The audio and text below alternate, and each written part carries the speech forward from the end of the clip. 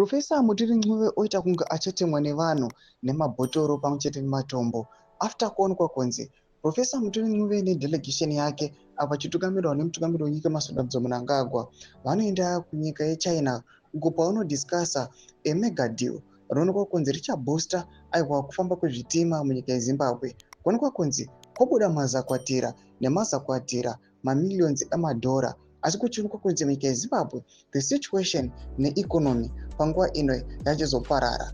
Zanapita mashoko zvizere anobuda panguva ino achitsanangurwa aiwa anoatakuwe nawo unoti subscriber like turn on the bell icon. Tipina Mzimu aiva anobuda achiti watch Mthuli Ncube boasts of mega railway pact with China, but is this the turning point for struggling economy?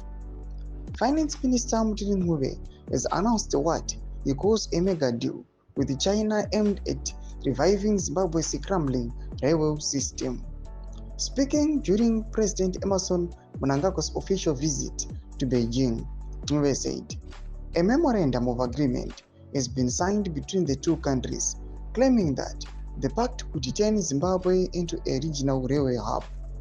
He further boasted Zimbabwe will be the region's railway hub, despite the national railways of Zimbabwe remaining in a pathetic state, plagued by outdated equipment, years of neglect, and widespread mismanagement.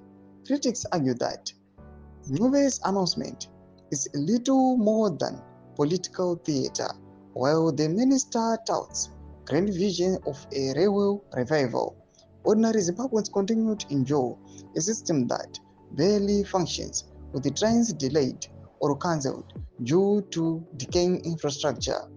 Observers say the deal highlights a familiar pattern under Mnangagwa's leadership: flashy promises aimed at foreign audiences, while domestic reality continues to deteriorate as Zimbabwe waits for progress.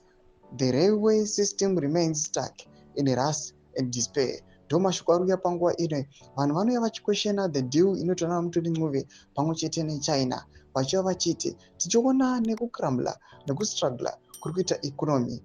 What more is the economy going to struggle after vabuditsa mamillions nemamillions avari kuti vari kunoita deal awa neChina kuti varevive the railway system yemunyika yeZimbabwe, apo anoonekwa kunzi mamwe mafares anenge abhukiwa ematrains ari kuonekwa kunzi mamwe ari kukanzurwa nekuda kweinfrastructure inenge ichionekwa kunzi hazvichaiti kuti nzira dzacho dzinenge dzisingachafambiki. Imbotodzai mafunguro enyu moti kudii pamusoro pechiriko ichi. Ina comment section medu mafunguro enyu, subscribe, like, turn on the bell icon.